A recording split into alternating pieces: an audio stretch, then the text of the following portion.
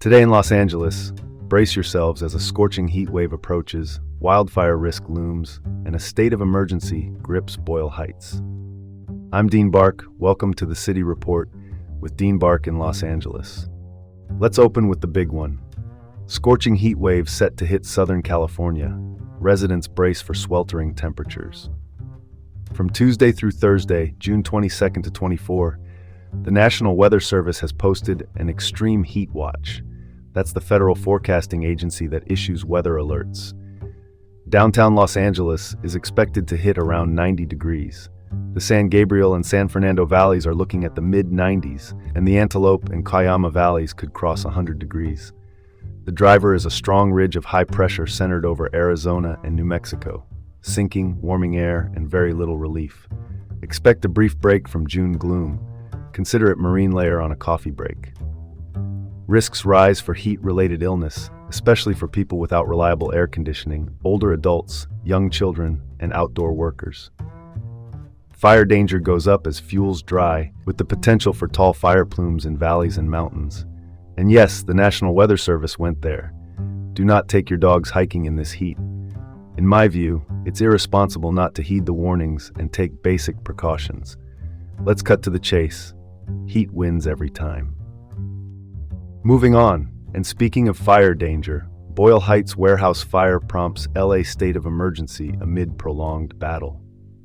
Boyle Heights, the neighborhood just east of downtown, is dealing with a stubborn blaze at a massive cold storage warehouse that started Wednesday, June 17th, during testing of a solar array on the roof. The city declared a state of emergency Saturday, June 20th, unlocking resources for firefighting and recovery. Inside the building, roughly 85 million pounds of frozen food.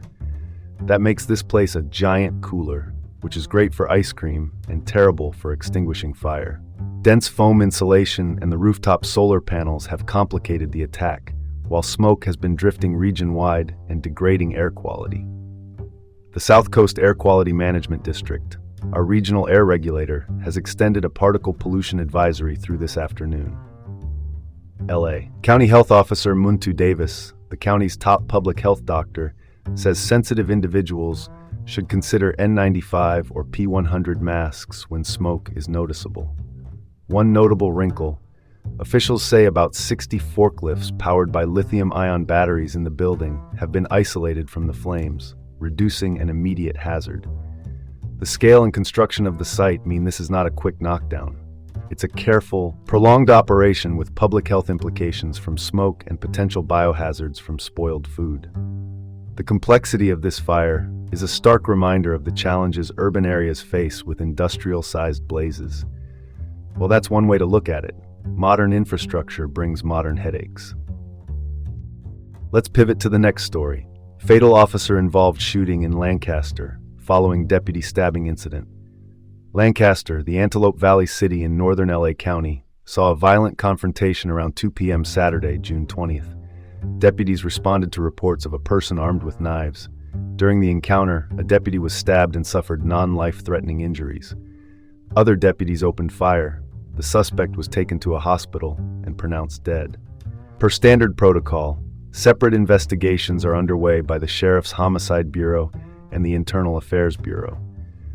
The district attorney's office will review the case to determine whether the shooting was legally justified. The unpredictable nature of law enforcement work is truly daunting and shouldn't be underestimated. Let's not overcomplicate this. Calls like these can change in seconds. Shifting gears, Governor Newsom faces renewed pressure over controversial data centers amid AI boom. Governor Gavin Newsom, California's chief executive, is back under the microscope as new legislation advances to rein in data centers, those large facilities that house servers and networking gear to power our apps and the surge in artificial intelligence. The concerns are familiar but intensifying: heavy water use, big energy demand, pollution, and strain on local communities. Newsom vetoed a 2025 bill that would have required water use reporting. Now, fresh measures aim to increase transparency and regulation, potentially setting a model for the rest of the country. The AI boom is accelerating build-outs, even as opposition grows. Monterey Park, a San Gabriel Valley city, voted to ban data centers earlier this year. A Gallup poll says 70% of Americans don't want a data center in their backyard. Striking a balance between technological advancement and environmental responsibility is imperative. AI may be virtual, but the water bill is very real. And now for something completely different. Fathers find new bonding opportunities through beers and hair braiding events. Austin Neves, a local organizer, started the Orange County Dads in 2025 and launched the Santa Barbara Dads Group soon after to give fathers a community. The idea is simple: shared experiences that build confidence. Case in point, the sold-out Pints and Ponytails event in Goleta on May 22nd taught dads hair care basics and braiding. Research shows active fatherhood can still feel isolating, lowering well-being for some. These groups report improvements in relationships with partners and kids. Building a community for fathers isn't just nice to have, it's essential for healthier family dynamics. Beers and French braids, now that's multitasking. And that's your report for today from the City Report with Dean Bark in Los Angeles. Stay cool, stay informed, and join us again tomorrow.